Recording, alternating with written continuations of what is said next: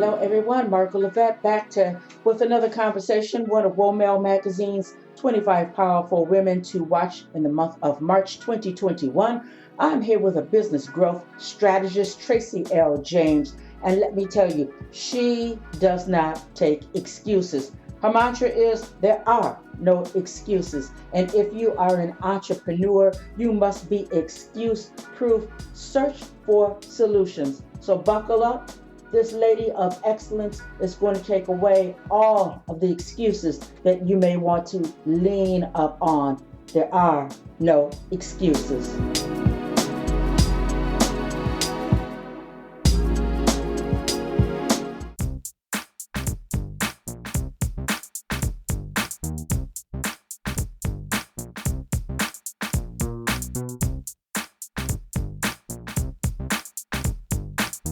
Welcome to Her Business, Her Voice, Her Conversation.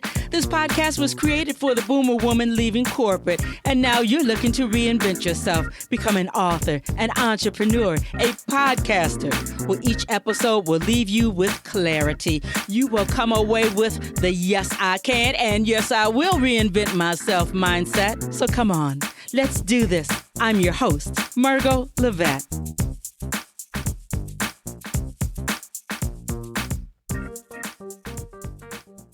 Hello, everyone. Welcome back. Another episode, Her Business, Her Voice, Her Conversation. But, we're working in collaboration with Womel Magazine and gladly bringing to you 25 powerful women to follow for Women's History Month. I'm here with another powerful woman. And when you read her resume, when you look at her body of work, it's no surprise that she's on this list. She's found digitally. She's found in print. My goodness, I have fallen in love with the articles that she writes concerning leadership and just what does this thing look like of us being entrepreneurs, putting on all the pieces together. She's been writing for Womel Magazine for some time. So Traci L. James, I am so glad to meet you. You are a business growth strategist, consultant, speaker, author of Excuse Proof Leadership. Let's get into this. Wow. I had to look down for a second because I was like, is she talking about me? See, sometimes there's people like you who know about marketing, about sales. I know that you know about human behavior because you have to be able to pull all this under one umbrella. But today, dear lady, we're going to expound upon the work that you have done about taking away excuses. I think that is so vibrant a subject. And your book, Excuse Proof Leadership, did you write that book with teams in mind, with the solo entrepreneur in mind? What were you thinking about when you put pen to paper? Well, the book itself initially came from me sitting down with my coach and talking about my experiences in corporate America, building sales teams.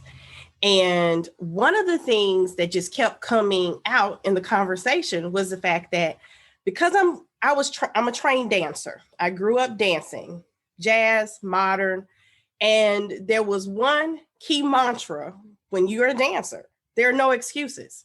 Get in there, learn the step, learn the technique, perfect it, perform it at 110%. That's it.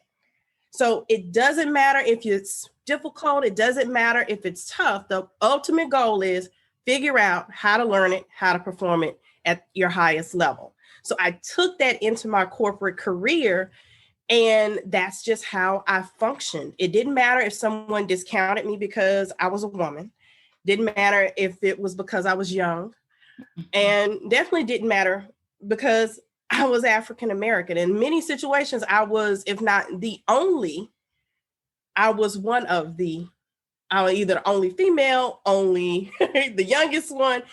In some shape, form, or fashion, I was the only. So I had to learn how to overcome all of that. No excuses allowed. Just keep pressing forward and finding the solutions.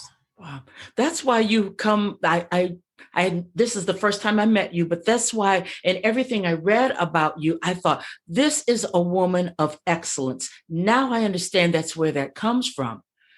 Traci, when we think about, I mean, you are a business growth strategist and you have the small business and entrepreneur in mind. So small business does not mean small poquito business. It means opening up our mindsets.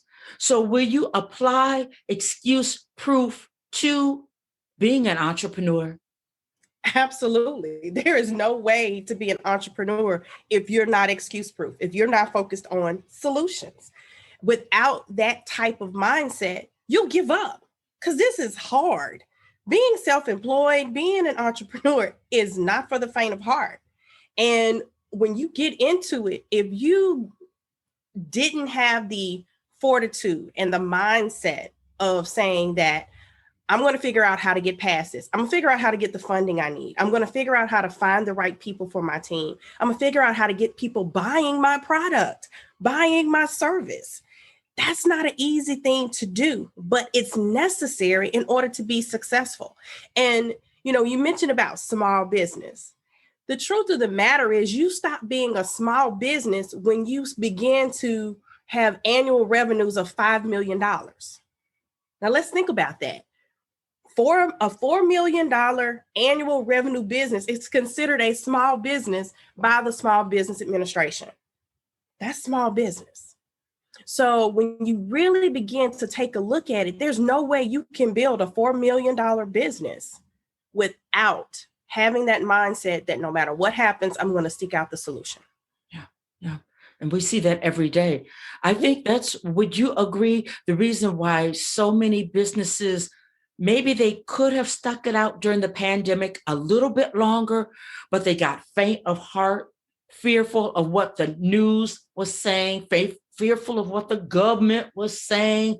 You think that really wiped a lot of people out before they really should have thrown in the towel? Unfortunately, yes.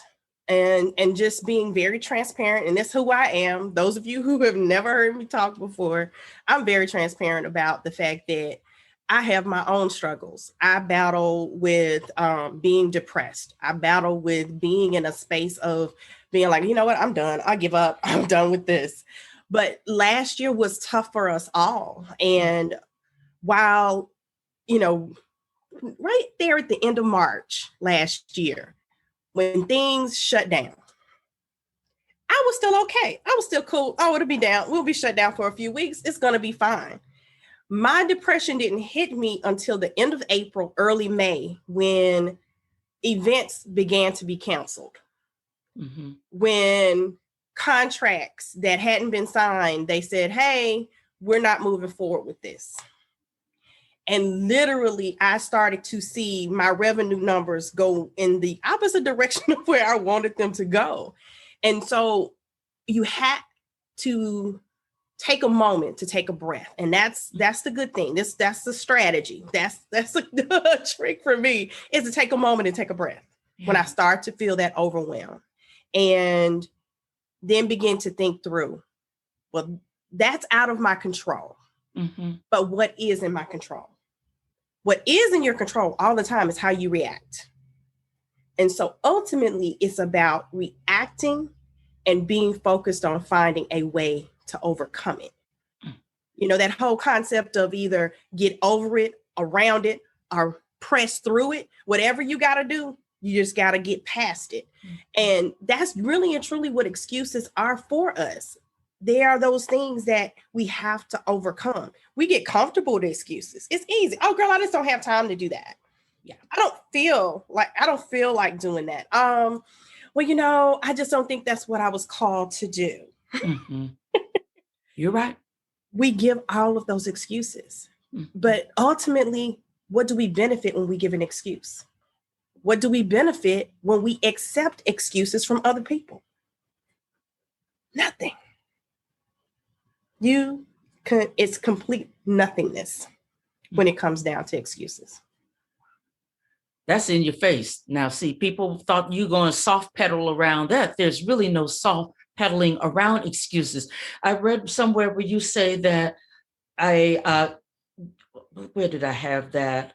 Excuses create issues. Bottom line, they create more issues for you than you can ever imagine. You know, I was listening to you, and I want to hang on to that excuses create issues, but I also heard you, I think that I heard you say that we get around and we go over the excuses. That's what they're built for. But it seems to me also that is a perfect time for us to grow up in our emotions and not let them, when we take that step back, say, emotions, now you're not running this. You're not even going to try to decide this. I got too much on the line for you to be messing with me now. So what do you say to emotions when, because the emotions are there, the so-called reality is there. How do you handle your emotions while you're stepping back? You know, for me, it's the breath. It's in the breath. Taking yoga, Pilates, teaching yourself how to center yourself so that you are able to understand the emotion is there. I get it. It's there. It's real. The fear, the doubt, the overwhelm, it's there. But you have to make a decision to either give into it and just stay stuck, or you're going to press through it. And I've learned now that when I'm afraid of something and I'm starting to make those excuses about, well, maybe I shouldn't do this. This looks like it's going to be too difficult, or, you know, we've got to try and find the money for it, or we got to find the people. You begin to give into that fear and doubt when you begin to give all of those excuses. And we call them reasons. I'm going to say that. We call them reasons.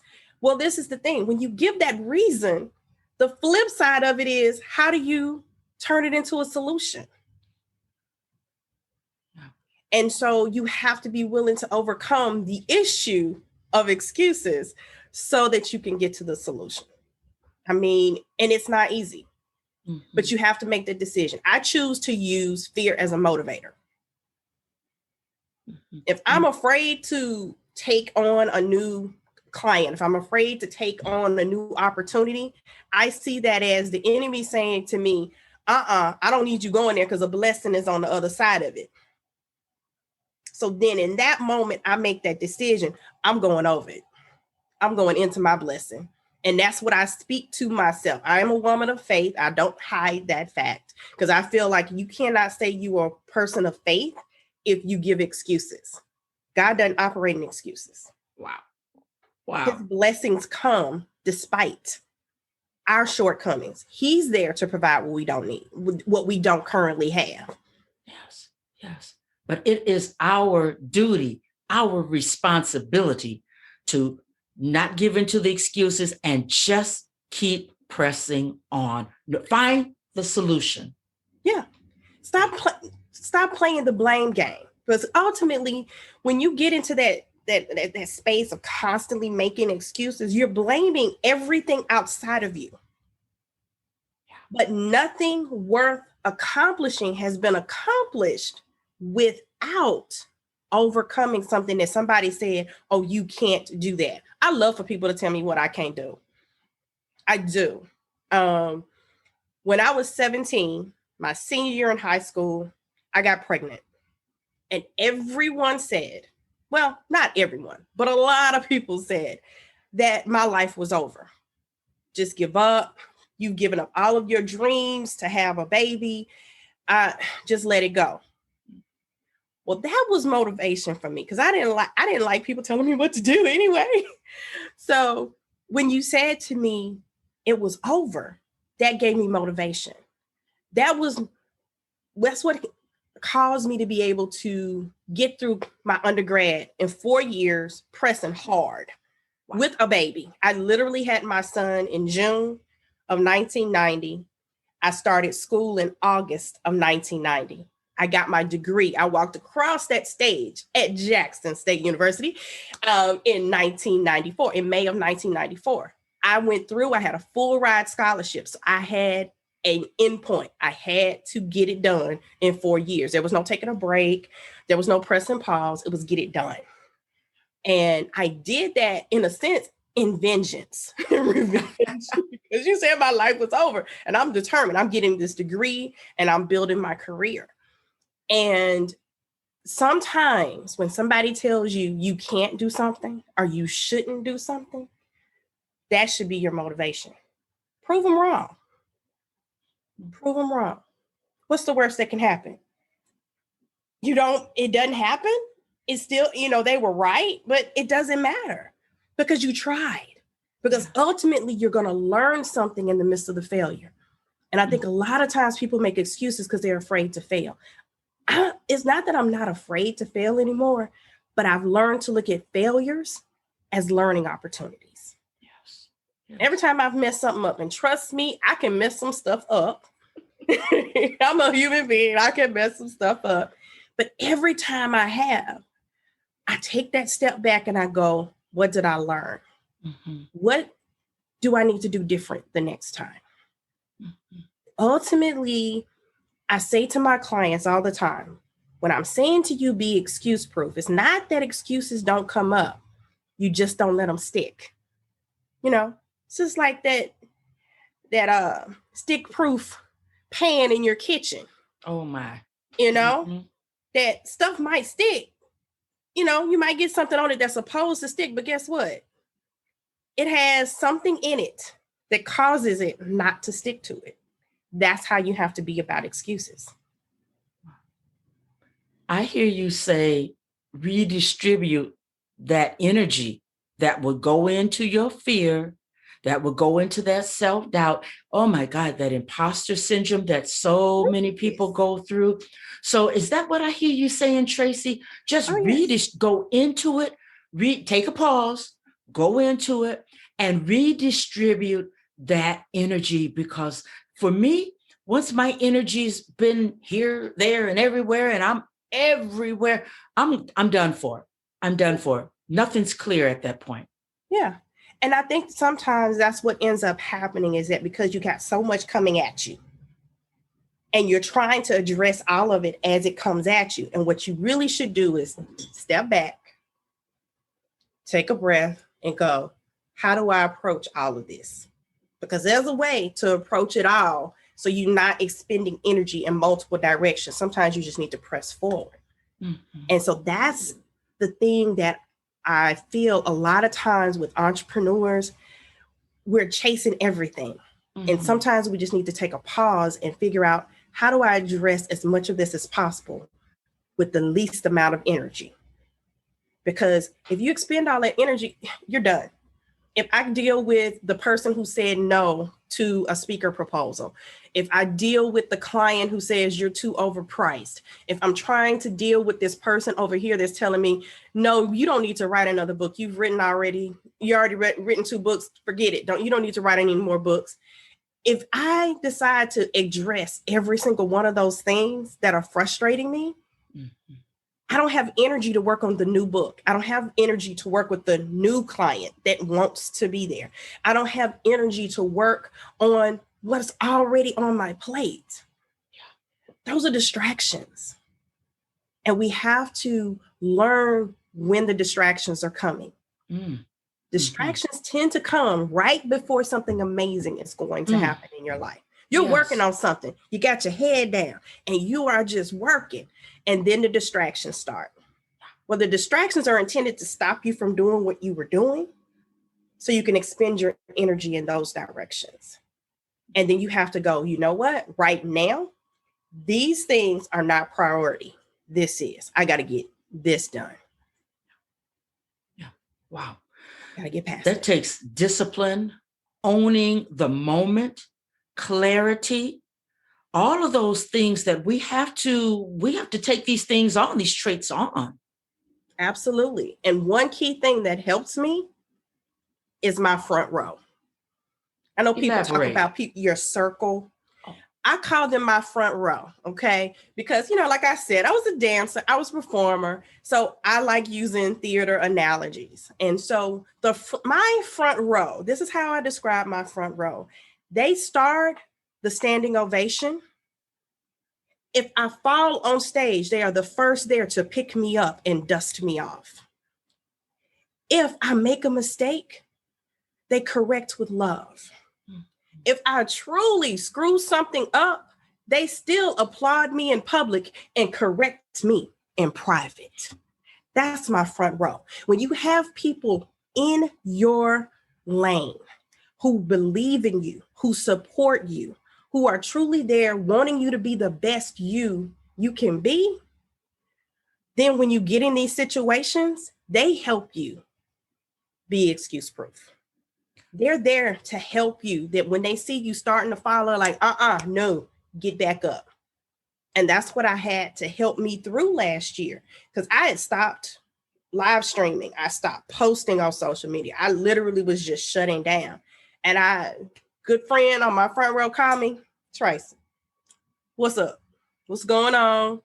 And it was done in love. And she was like, okay, we've talked about it. We've processed it. What else do you need? Okay, you good. Now I need to see you back online. Yeah. She said, oh, I'll give you a week to put your content strategy together, and then I need to see you. And it's accountability. It's love. It's support.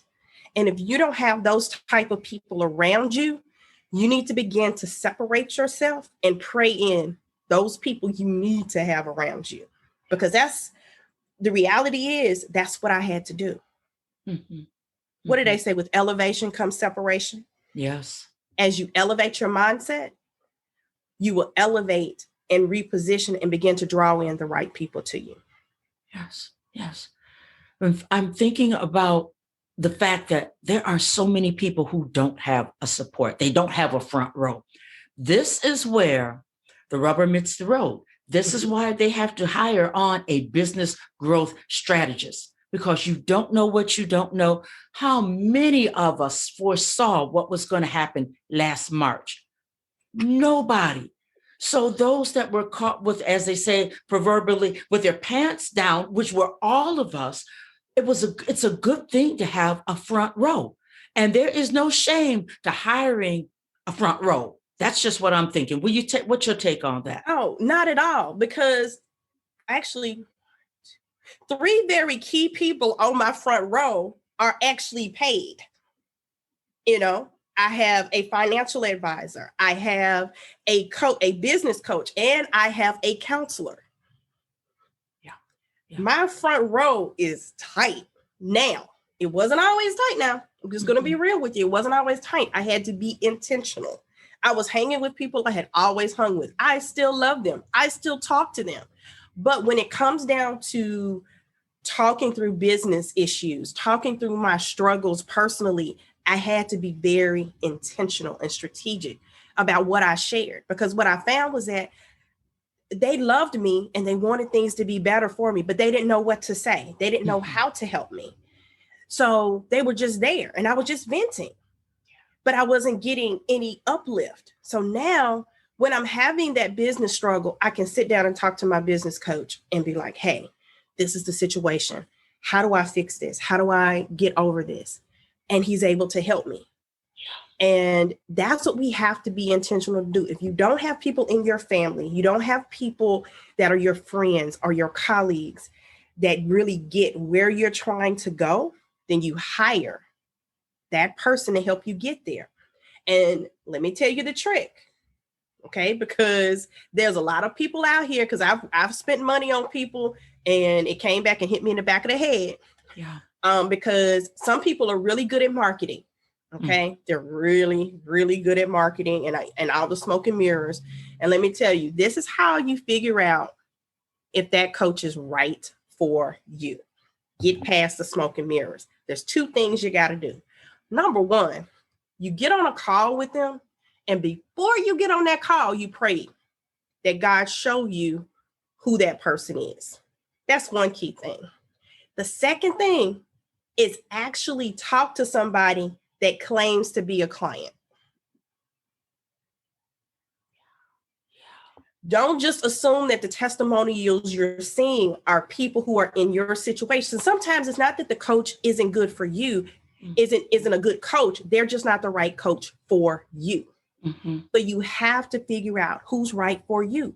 And so if they help somebody, but this person has a completely different understanding of business, they know more than you do, they've been in business longer, you can't take and look at what they accomplished and what you can accomplish the same. It's apples and oranges. So be prayerful about it and then talk to other people, Because if I had talked to some people, I wouldn't have hired some of these folks. So I'm telling you my bought lesson. Don't buy the lesson. I'm telling you the lesson. You don't have to buy it.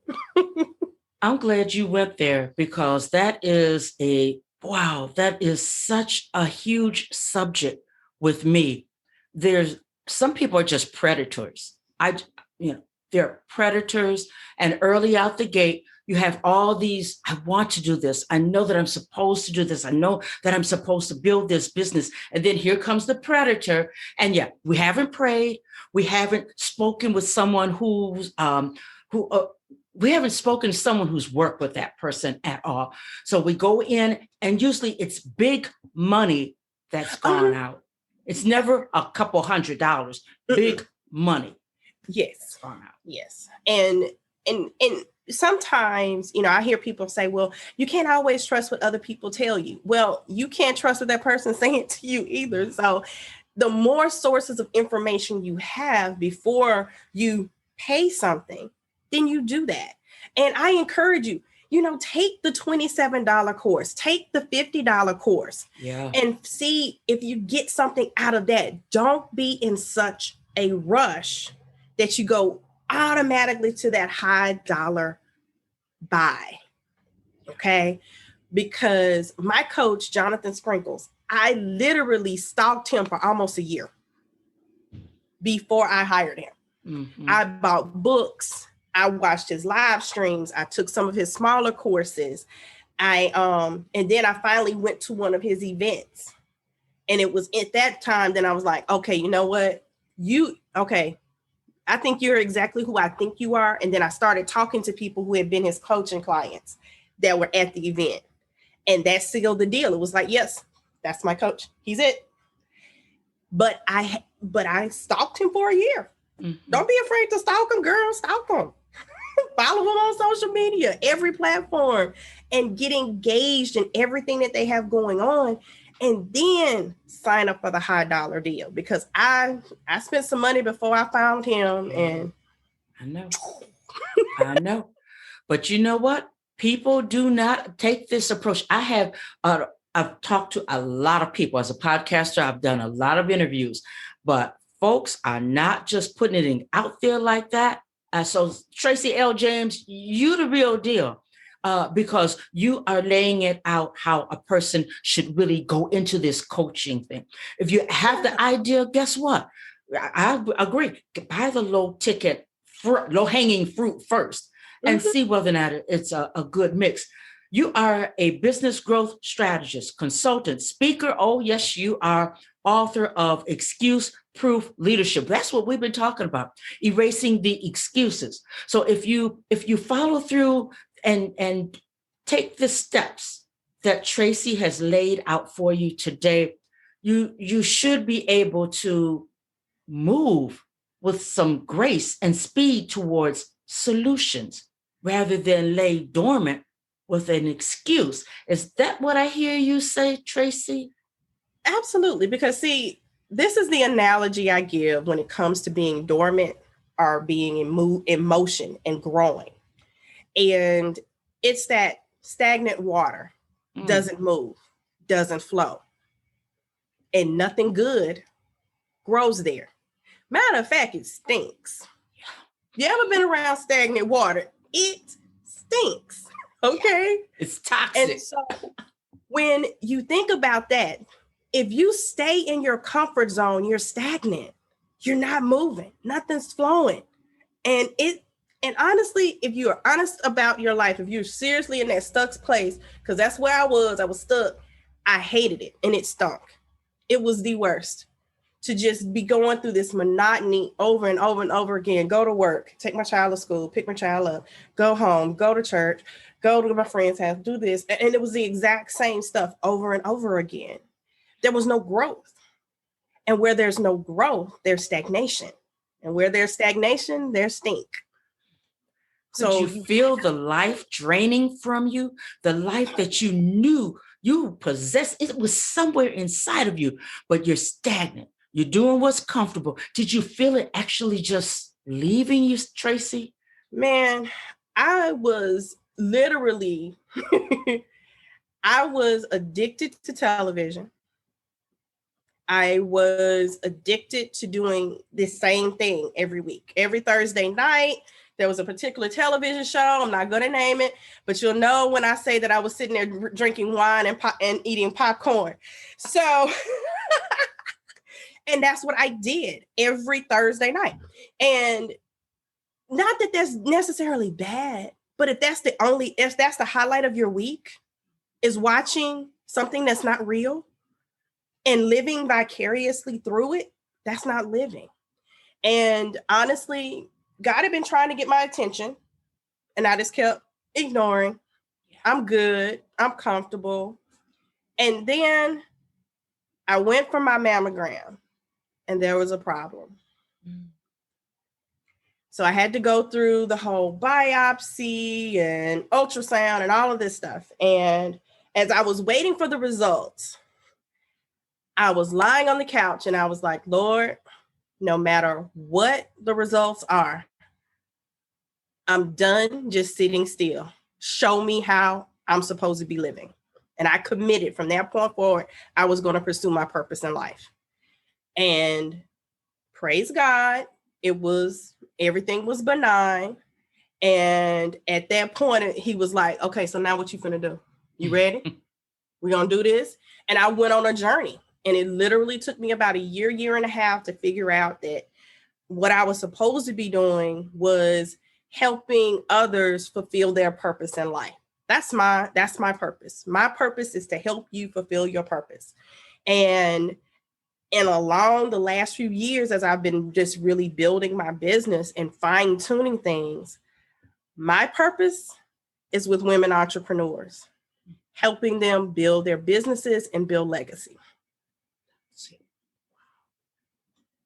You wrote another book.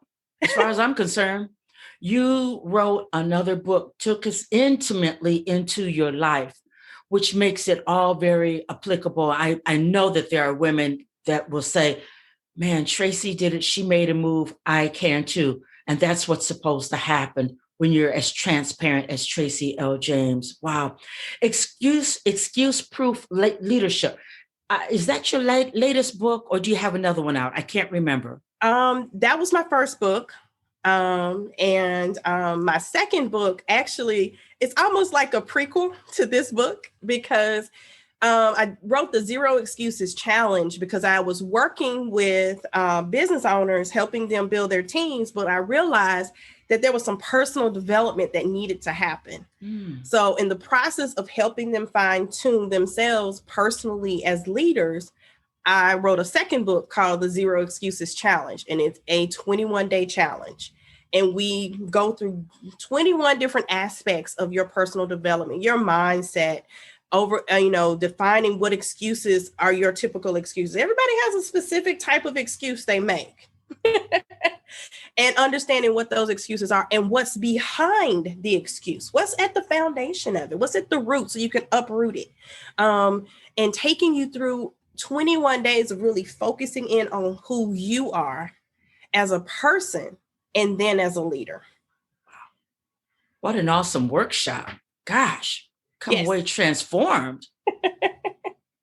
So that was the second book. I'm currently working on, I actually have two book projects I'm working on right now. One is a collaboration that is focused on helping entrepreneurs manage their money personally and within their business.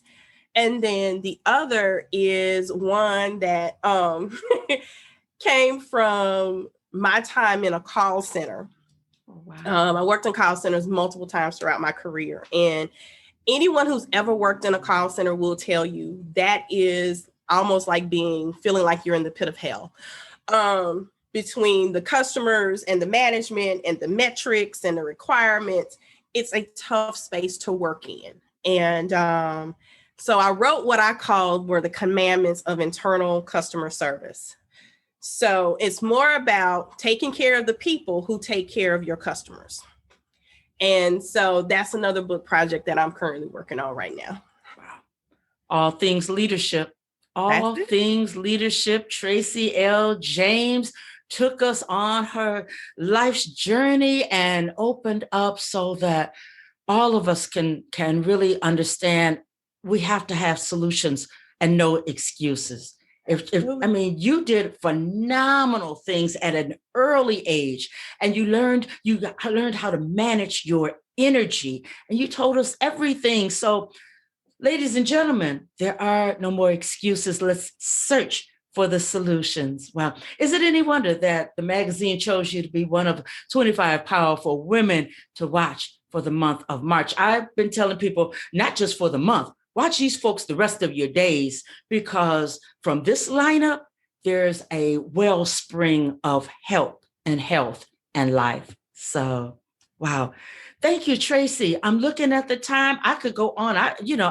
These conversations go on and on and on with me, but I respect your time and I respect what the magazine's looking for. So I'm just going to say, I have to get one more question. You've been writing some fabulous articles for WOMEL. Are you still writing articles for the magazine? Because yes, I am. I have renewed my commitment. I had a rough year. My mother had a stroke a few years ago, and it was difficult for me to get the writing done every single month. And but this year I made a commitment. Every single month, I'm going to get that article in because I want to impact women leaders and help them be their best. Well, I tell you what, I have it right here. The one you wrote about the history that was made in Texas. All of these women are judges, and you being residing there in Texas and bringing that article where these women, this is noteworthy, and you brought that to the forefront. That's why I say you're a leader's leader, but hands down, a leader's leader. So thank you. Looking forward to more articles there in WOMEL. So I'm Margaret Levette. It's hard to shut this one down, but alas, I must. I will see everybody with the next interview, the next conversation, that with another powerful leader, another powerful woman to pay attention to, not only in March, but the rest of your days. I'm Margaret Levette. I'll see you next time. Bye-bye.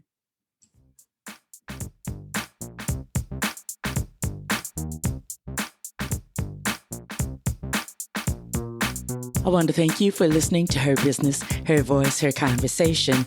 Couple of things that I want you to do right now. Go to my website, pick up a copy of Her Business, Her Voice, Her Reinvention, how I went from game show hopping to international show host, author, and speaker in 1 year. Number 2, please freely listen to each and every episode. Share them out with your family, friends, the men in your lives. And then number 3, get in contact with me, one of the experts that have been on the show, because I want to make sure that you reinvent yourself. I'll be back next week with a brand new episode here on Her Business, Her Voice, Her Conversation.